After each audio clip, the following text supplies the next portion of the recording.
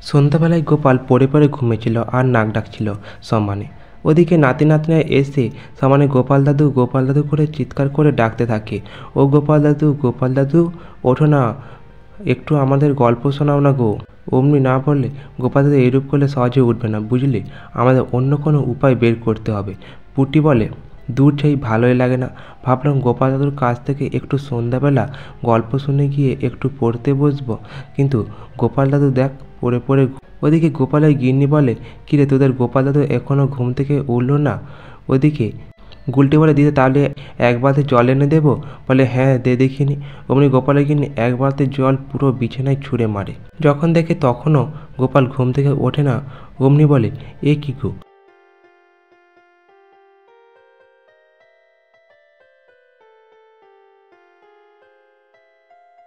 গোপাল তাহলে কোথায়? তারপর গোপালের গিন্নি খাটের তলায় যখন দেখে যে গোপাল খাটের তলায় নাক ডেকে ঘুমোচ্ছে, বলে, এ কি গো, তুমি শেষ পর্যন্ত খাটের তলায় ঢুকে গিয়ে ঘুমোচ্ছ?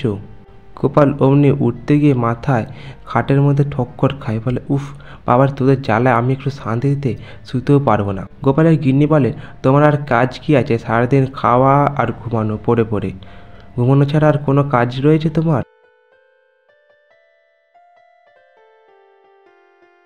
তুমি কি বলতে চাইছো আমি বাড়ির সংসারে কোনো কাজকর্ম করি না? তুমি সবসময় আমায় দোষারোপ করো। গুলটেপুরে ন্যাপড়া বলে, এই চল পালিয়ে চল, হাওয়া খারাপ আছে, এখন আর গোপাল তো গল্প শোনাবে না মনে হচ্ছে, পালিয়ে যাই চল। ওদিকে ওরা ওখান থেকে পালিয়ে যায়, আর গোপালের গিন্নি সমানে ঝগড়াঝাটি করতে থাকে। ওদিকে মন্ত্রীমশাই বসে বসে রাত্রিবেলা মোহর হিসেব করছে। মন্ত্রী গিন্নি এসে বলে, কি গো, তুমি এতগুলো মোহর কোথা দিয়ে সরালে, কোথা দিয়ে হাত দিয়ে নিলে গো? মন্ত্রীমশাই বলে, গিন্নি আমি কোনো হাত দিয়ে নিয়ে আসিনি, আর চুরিও করে আনিনি, আমি কষ্ট করে উপার্জন করেছি। বলে, তাই নাকি? কি করে উপার্জন করলে শুনি? বলে, গিন্নি আমি রাজামশাইয়ের কাছ থেকে 2 বিঘা জমি নিয়ে চাষাবাদ করিয়েছি গরিব চাষিদের দিয়ে, আর গরিব চাষিদের ওই সামান্য একটুখানি কিছু ভাগের অংশ দিয়েছি, বাদবাকিটুকু আমি ভোগ করেছি। বলে, ও বুঝেছি, এবার তোমার মাথায় একটু তো বুদ্ধি হয়েছে মনে হচ্ছে, বেশ ভালোই তুমি উপার্জন করেছো। তাহলে পরের দিন সকাল হতেই রাজসভা শুরু হয়। রাজসভাতে রাজামশাই প্রথমে এসে প্রবেশ করে। তারপর রাজামশাই সিংহাসনে বসতে গিয়ে হঠাৎ দেখে গোপাল বসে আছে। রাজামশাই বলে, এ কি, আমি কাকে দেখতে পাচ্ছি? এই যে গোপাল। গোপাল তখন বলে, হ্যাঁ রাজামশাই, এবার থেকে আমি তাড়াতাড়ি করে রাজসভায় আসবো। অমনি সেনাপতি বলে, কি ব্যাপার গোপাল, তাড়াতাড়ি করে তুমি রাজসভায় আসছো যে? গোপাল বলে, আসছি এই কারণে, আমার গিন্নি আমায় বলে কিনা আমি শুধু খাই আর ঘুমাই, তাই আমি ভাবছি আমি কাজ করে দেখাবো, তাই আমি তাড়াতাড়ি করে এসছি। এই শুনে রাজামশাই তো সমানে হা হা করে হাসতে থাকে। মন্ত্রীমশাই বলে, গোপাল আবার কাজ করবে? ওদিকে গোপাল বলে, রাজামশাই, যদি আমি আপনাকে বলি যে আপনি আমাকে যদি 2 বিঘা জমি দিতেন, তাহলে আমি চাষাবাদ করে দেখাতে পারি। এই কথা শুনে মন্ত্রীমশাই মনে মনে ভাবে যে গোপাল আবার আমার পথ অবলম্বন করতে চাইছে না তো। গোপাল যদি আমার চাষাবাদের জমি আবারও যদি নিয়ে চাষ করতে যায়, তাহলে আমি তো আর কিছুই পাবো না। আমি চাষ করে ভালো মুনাফা অর্জন করছি, এখন যদি গোপাল চাষ করতে চায়, তাহলে রাজামশাই বুঝে দেবেন যে আমার থেকে গোপাল ভালো মুনাফা অর্জন করতে পারে। কিছুতেই তো আমি আমার জমি দেব না গোপালকে। রাজামশাই সঙ্গে সঙ্গে বলে, মন্ত্রী, তোমাকে যে 2 বিঘা জমি চাষ করতে দিয়েছিলাম, ওটা তো তুমি ফসল কাটাও হয়ে গেছে, তাহলে ওই জমিটা তুমি গোপালকে দিয়ে দাও। সঙ্গে সঙ্গে মন্ত্রীমশাই বলে, না না রাজামশাই, ওই জমিতে আমি কিছুতেই গোপালকে দেব না, ওই জমিতে আমি পুনরায় আবার চাষ করব। গোপাল বলে, উফ, এই মন্ত্রীমশাইটা জ্বালায় কোনো কাজই করা যেতে পারে না, উনি সবসময় নিজের করে আঁকড়ে রাখতে চান। ওদিকে রাজামশাই বলে, গোপাল আর মন্ত্রী দুজনের মধ্যে ঝগড়াঝাটি করো না। গোপাল বলে, মন্ত্রীমশাই আপনি একবার তো চাষাবাদ করেছেন, এবার আমাকে দেন। মন্ত্রীমশাই বলে, না না গোপাল, ওটা তোমার জমি না, ওই জমি আমার, কারণ আমি অনেক পাথর টাথর পরিষ্কার করে ওই জমি চাষাবাদ করিয়েছি। গোপাল বলে, ওই জমি তো রাজামশাইয়ের জমি, রাজামশাই যখন আমায় চাষ করতে বলেছেন, ওটা আমি চাষ করব। মন্ত্রীমশাই বলেন, না গোপাল, কিছুতেই আমি তোমায় দেব না।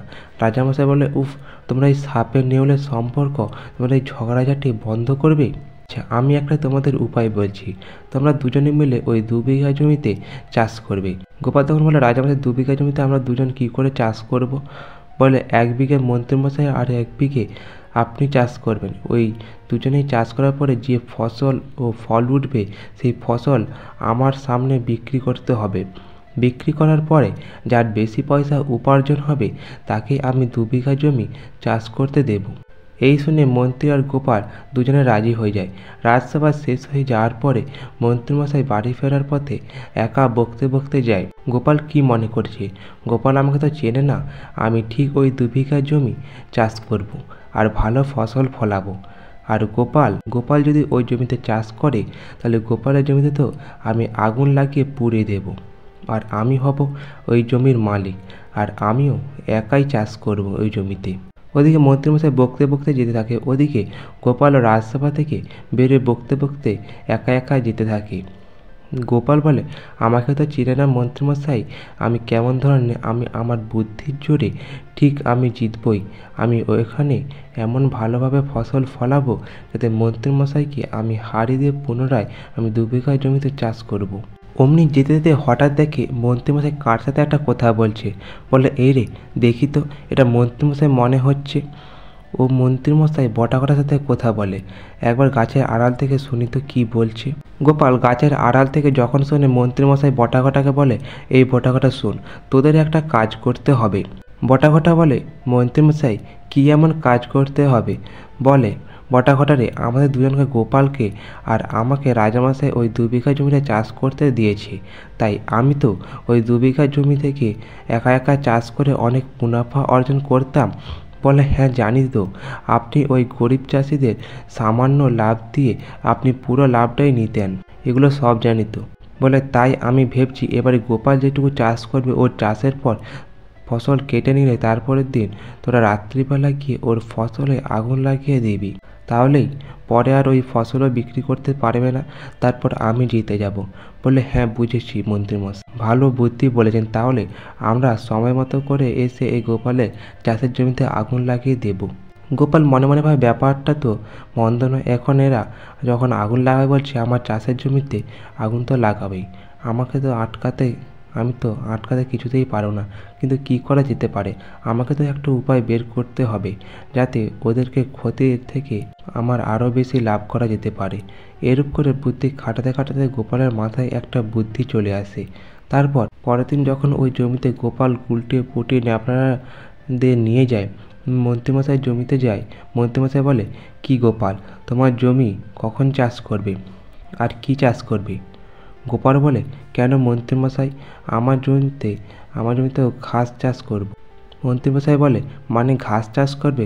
বলে, হ্যাঁ, আমি তো ঘাস চাষ করব, ঘাস কেটে বিক্রি করব, যাদের বাড়ির গরু ছাগল আছে তারা খাবে, ঘাস লাগে ঘাস নিয়ে যেতে পারেন। মন্ত্রীমশাই বলে, তুমি কি আমায় গরু ছাগল মনে করছো নাকি গোপাল?